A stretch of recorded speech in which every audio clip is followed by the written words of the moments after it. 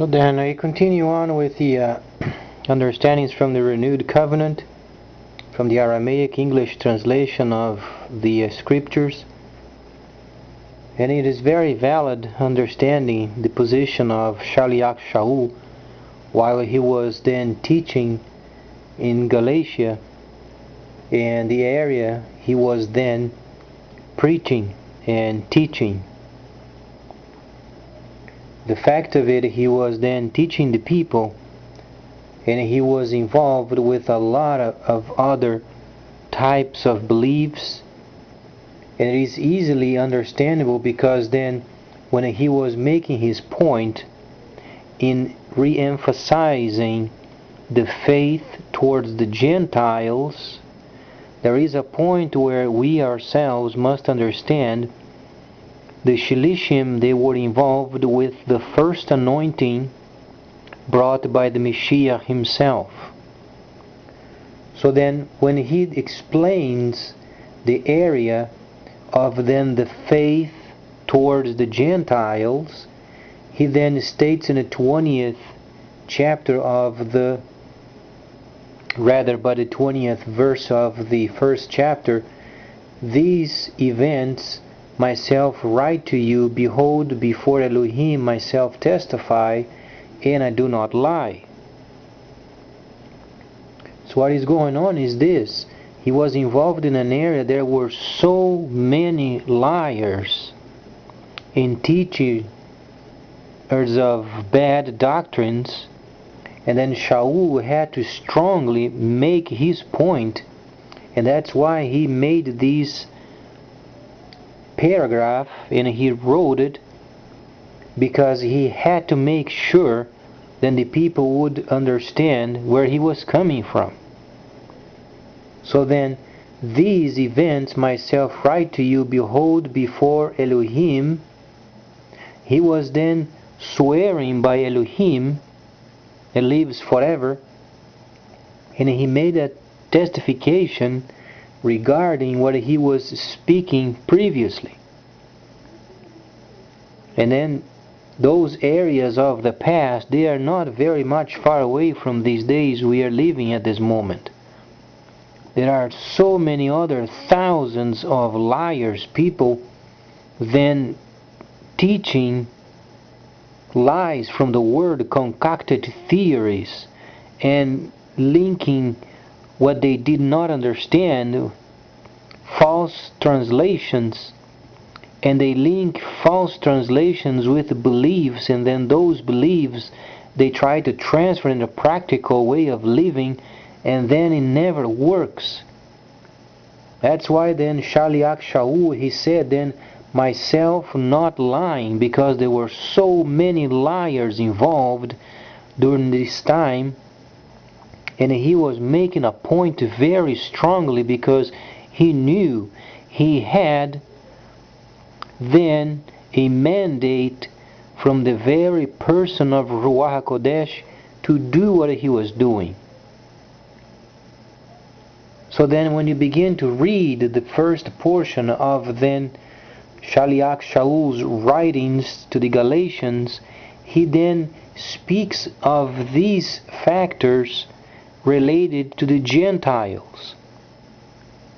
If you read these areas, you can truly understand the reason why I did not have so many of the set apart over there in Galatia. Because there were thousands of liars and people trying to put down the faith. And that's why then he said many times regarding the faith and where it came from. And then he stated very strongly, and he said, I do not lie. But then later, he then makes a mention, because then at the first portion, he then speaks to the Gentiles, and then at the further understanding of the Scriptures, then you begin to have a shift from Gentiles, and then he himself pointing towards the set apart.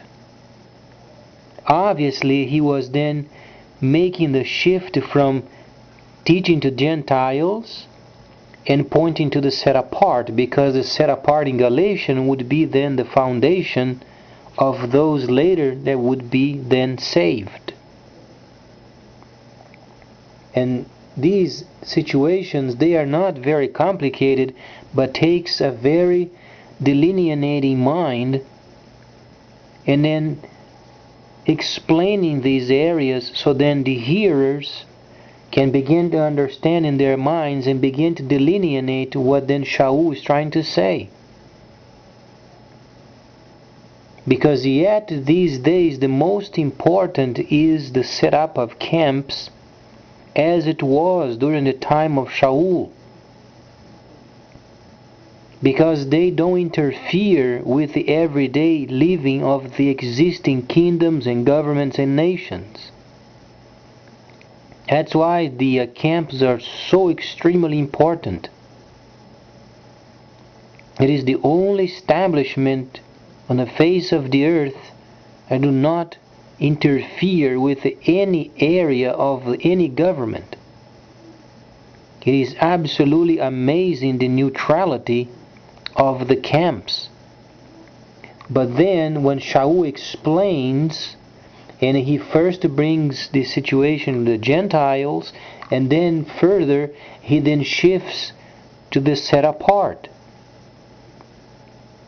But it was then extremely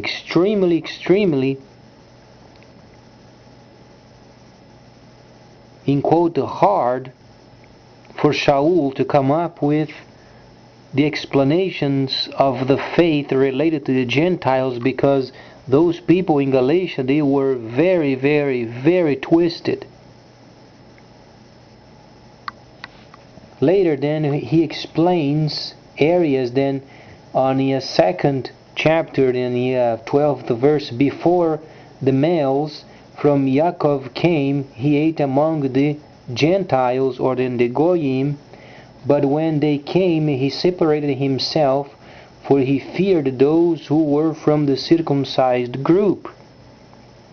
So you can imagine the situation in the tense spiritual conflict that there were in so many areas of Galatia.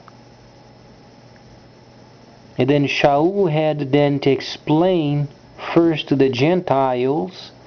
They had the idea of being forced to believe the Torah when they shouldn't, but then Shaul came and he directed them towards the faith, because the faith does not take the Torah. He takes then the step-by-step guidelines from Shaul. It would be nearly undoable for Gentiles to obey the Torah. However, as he was explaining them, then the circumcised group was there, and they were forcing the Gentiles to maintain the Torah and the laws, and then was making the situation extremely, nearly undoable. So then Shaul, then he had to point another area, and when he was explaining then the entrusted gospel, or the relink of the Gentiles, then he makes a statement that's very important. Observe then from the first chapter and then the second how the furtherance and then the inclusion of the set apart becomes very evident.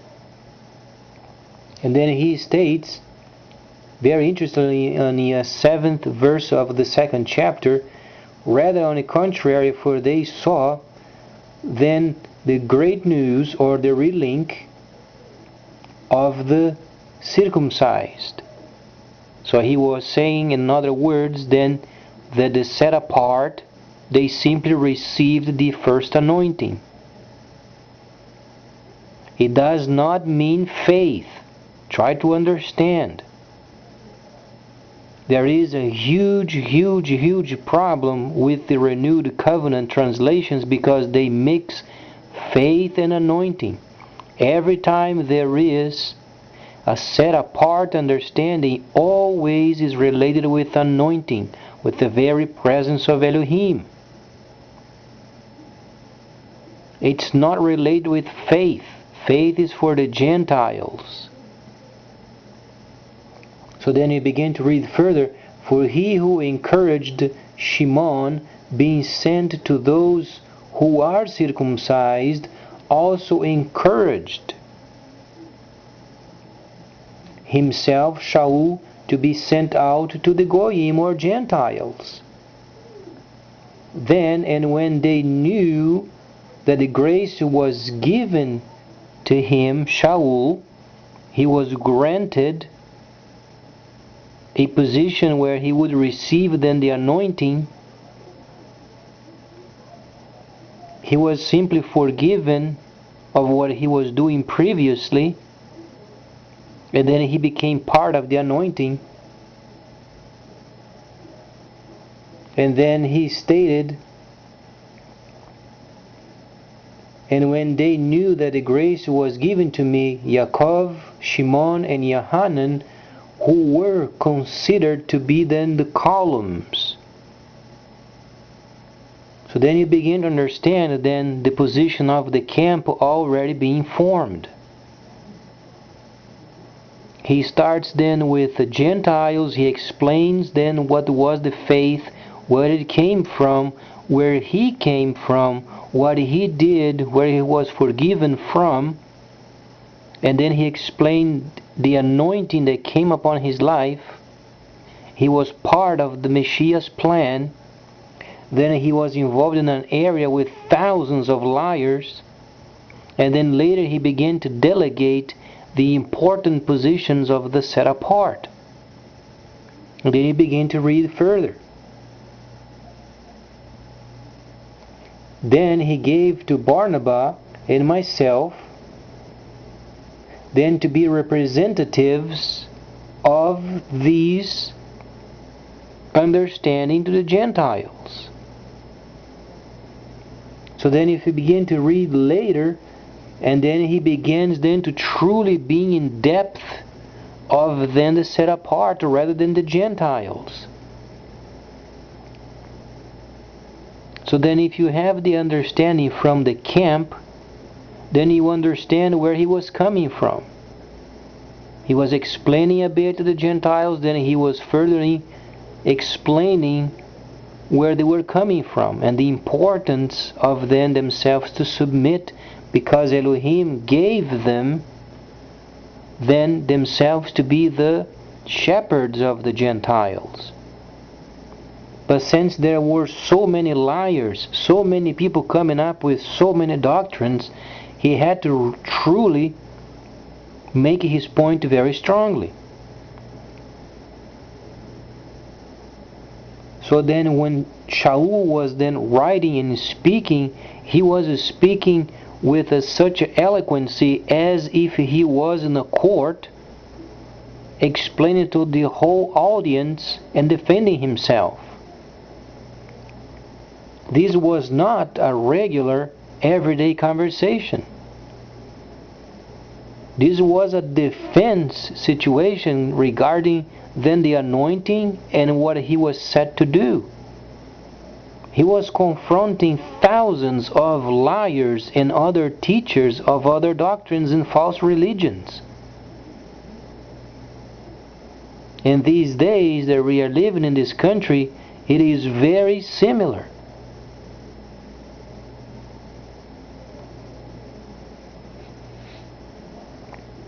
There are so many denominations involved with fraud, involved with schemes, involved in scandalizing themselves, involved with the sex acts and molesting children. It is absolutely amazing the number of so many denominations lying to the people. However, a person must ask, is there out there any kind of final word in what it is and what not? Of course there is. It is a bit fragmented yet, but there is a final word and a final understanding without pushing you neither to push you the Torah. It is fragmented, but you can start understanding from the Hebraic copy. The other copies are absolutely scoundrelization of what the original manuscript were.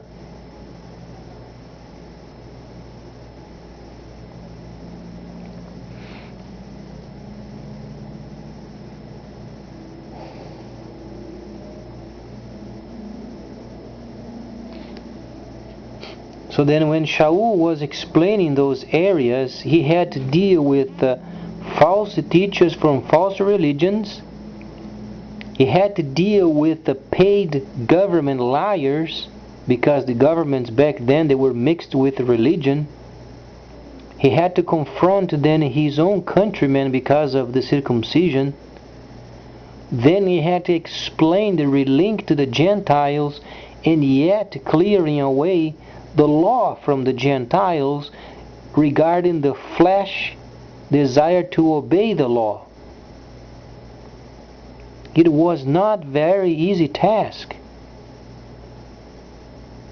But Shaul had to explain it, he had to show them, and also he wrote. His life was extremely intense. And don't think his writings then and what he was speaking was easy for him. Was not. He was a person constantly under tension. As you can imagine, a person is trying to murder you with their words and load up with thousands of questions, and you are then cornered and you have to explain each area. This was the lifestyle of Shaul.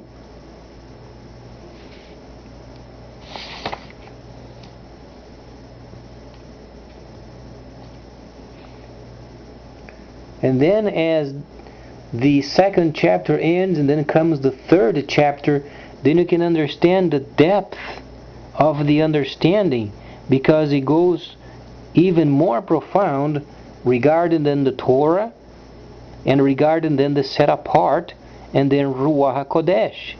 Only have these in mind when he was speaking regarding Ruach HaKodesh and the Gentiles. The Gentiles did not receive Ruach HaKodesh. They simply received the teachings of the Messiah, and they had to believe him by faith. The translation, unfortunately, was translated wrong, because the Greco-Romans did not understand the distinction from anointing and faith. Faith is a simple belief of what the Messiah said. Anointing, however, is the presence of Elohim in the lives of the set apart.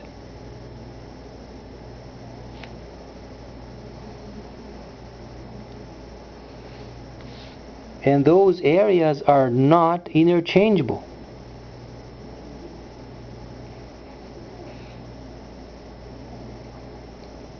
So then in the third chapter, then you begin to have a solid understanding, then the shifting from Gentiles to the set apart.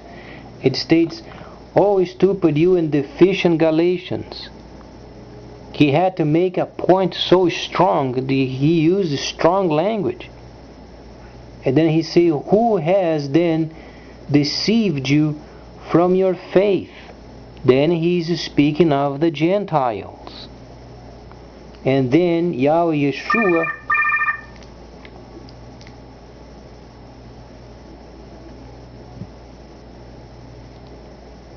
was executed on a stake, and then he was explaining the situation regarding him. "Only these myself want you to know. Did you receive then the faith?" He's speaking of the faith, not Ruach HaKodesh. The faith, because he's directing the words towards the Gentiles. It can't be Ruach HaKodesh. It has to be faith. So did you receive the faith from the works of the Torah, Or did you receive then from the hearing of the Torah grace through the set apart explaining the Torah?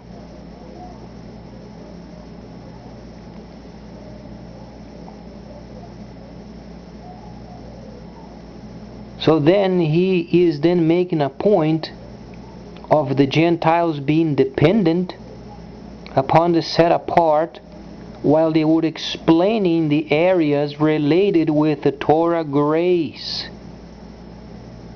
not the Torah justice. The Torah justice were the people of the circumcision. They believed in Moses. They believed in the circumcision. They believed they had to sacrifice.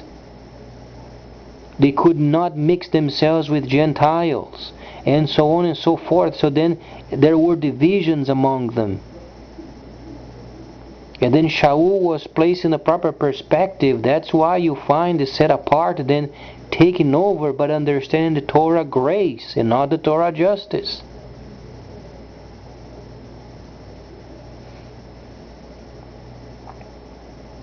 And then he goes further, because then he places then the miracles, he states then the power of Ruach HaKodesh in the lives of the set apart, not the Gentiles. Then he explains further, as Abraham believed Elohim. Why he was saying Abraham? Because then he is directing the relationship with Elohim regarding the set-apart believers. Shaul would not waste his time speaking of Abraham with people without the background of Abraham. So you can observe a very distinct shift from the first and second chapters to the third. He's already delegating responsibilities to the set apart, so for themselves to become acquainted with Ruach HaKodesh, because what he's saying is they were involved with people from the circumcision and from the law and from the Torah justice. So he's bringing them the circumcised people, or the people of the circumcision, in other words, his countrymen, yet bound by the Torah justice. He's explaining the function of Ruach HaKodesh, the power, and then the functions, while he himself is explaining then to them, and then that's why he mentions Abraham.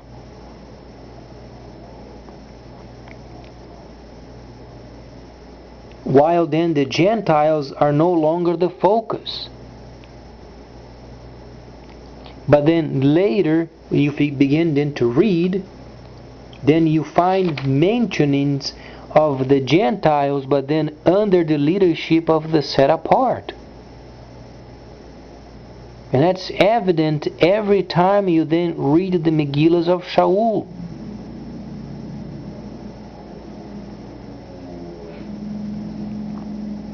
And then he goes on. Then he states again on the third chapter, and then the 9th verse, then the believers are then part of the lineage of the Hebraic people through faith. And then Abraham also believed. He believed Elohim. However, you can't mix with faith, because the presence of Elohim brings an anointing. Because when Elohim spoke with Abraham, there was the presence of Elohim. And presence of Elohim is not the same as faith. Faith is what you believe. Anointing is the presence of Elohim himself. So then when he speaks of Abraham, then he speaks of the anointing, the presence of Elohim. Faith is only for Gentiles. it must be delineated, because Moshe, he was involved with the anointing, Abraham with anointing, the prophets were involved with anointing. Then the most of the prophetic people of old, they were involved with the anointing, not faith. Faith is for Gentiles. They must believe what the Messiah said regarding them. That's why they are dependent, and they want more instructions from the saved, set apart Hebrew brothers in their camps. And then later he begins then to expound these areas more and more and more, because then he goes in detail regarding Abraham, and then the Torah, and then the Torah again. But when you read faith and Torah, it has to be anointing, not faith. Faith is only renewed covenant. Renewed covenant because there are, in quote, to strangers granted a place in the lineage of Elohim. And the word strangers does not mean a word that is repulsive. It means a people, they are being made tzaddik, or then his justices. So it takes time. They remain quietly waiting until the day comes, because they have to learn a lot, as they themselves, the set apart, had to learn a lot. So every time there is Torah, must be anointing and never faith. Sometimes Shaul, he makes a comparison, but then every time the word Torah, and then the prophets, and then those involved with Elohim, they had an anointing. He's speaking of the anointing, and he links the anointing with the Messiah. Because rather than in the past being sporadic presence of Elohim, in the renewed covenant was permanent. And the permanent presence of Elohim, he is in each holy of holies of each camp, thus explaining the nearing line.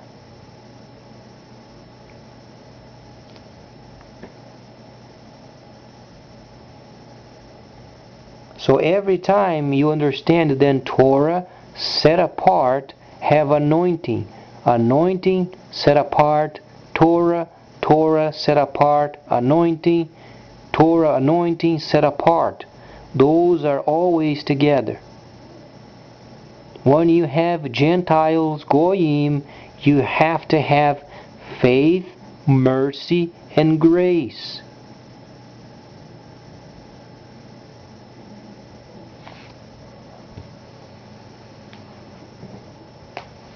So then when Shaul was explaining these areas, it's very evident he was preparing Galatia then for the actual camps to be set up. Try to understand the evolution of the situation regarding from where Shaul was coming from. He first comes in, and he comes into town. The town is upside down nearly, in quote. There are set apart over there from the old previous covenant. People of the circumcision pushing the Torah upon the people, and then Shaul had to come against them. Shaul had to shield the Gentiles from those countrymen of his because of the Torah justice. He had to push away those false teachers of the pagan faiths. And then he had also to make sure the Gentiles would be relinked and then taught properly. And every time you have the word servant later, has to do then with those that were placed in an area where they would take care of the provisions of the camp. So each of those then, step by step, as he explains them.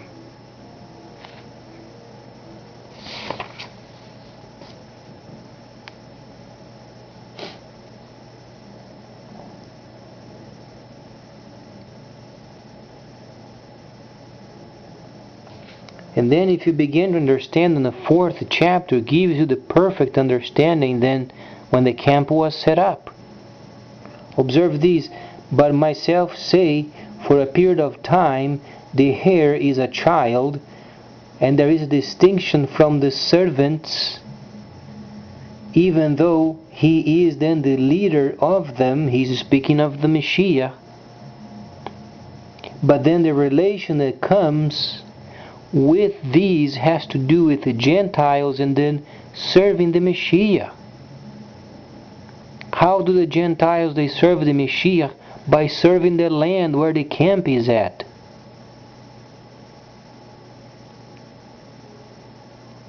And then the leaders of the service area or the land, then they are involved with them. And the Messiah is located in each Holy of Holies.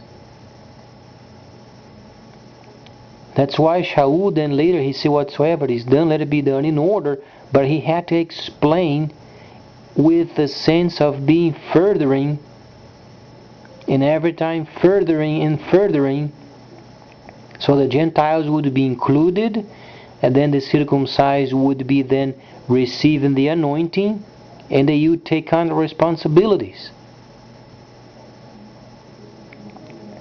He's not saying to them, receive Ruach HaKodesh and do what you want. That's not the point. The point, he was drawing them in the plan of Elohim as was set up by Moshe or Moses. There they were, the people of the circumcision, or then his own countrymen from the Torah and the Torah justice. They did not have Ruach HaKodesh. Try to understand. That's why then previously we read power from Ruach HaKodesh. Why? Because those Hebrew brothers in Galatia, they did not receive yet Ruach HaKodesh. So then Shaul had to explain to them that he was sent to relink the Gentiles, and then he was bringing Ruach HaKodesh to those that did not receive him yet. That's why then he speaks of then the receiving of Ruach HaKodesh, and then also functioning in the power of Elohim. Where does it lead? Leads to the camp. And then they would come together, and then they would seclude themselves until they would be then perfecting the second service. And this was then for the benefit of the Gentiles outside, without interfering or without interference in the everyday living of the Gentiles.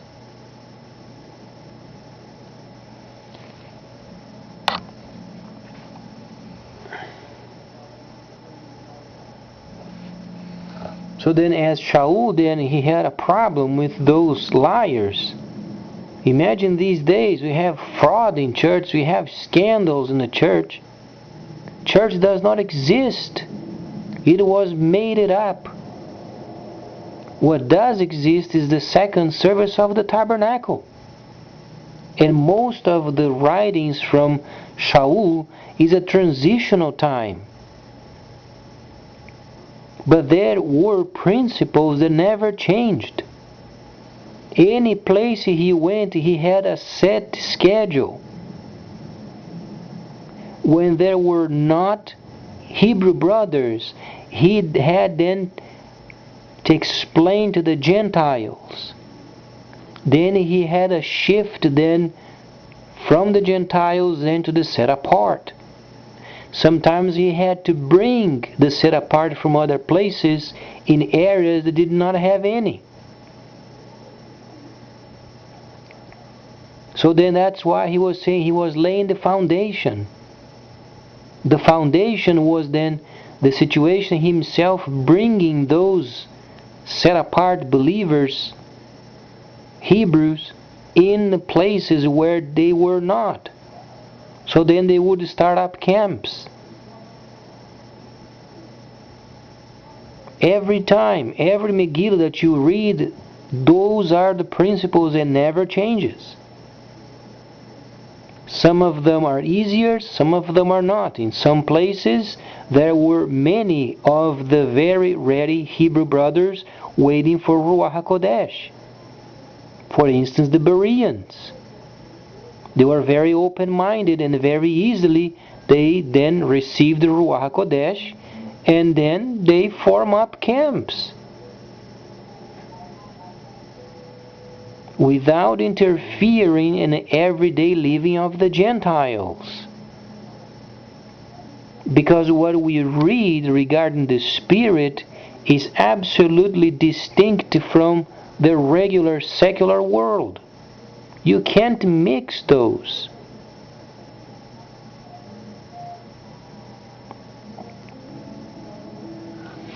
Because church and state, they are always separated. They are never together. They were not during the time of Shaul. They were not during the time of the prophets. They were always separated. That's why you had kings and then priests. Kings related with the kingship. Priests related with religion. They were never mixed. And then a lot of people in our government, they try to mix their beliefs with politics. It never works. The Creator never made to work. He always had separated.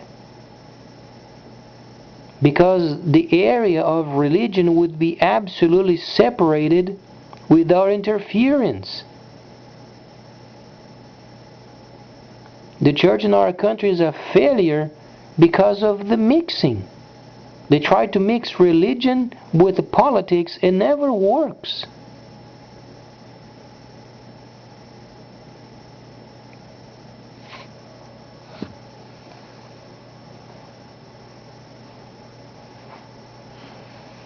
Does it mean that you should live the way you want and then making a anarchy display of our lives? Of course not. There are principles, but principles of living are not the same as religion.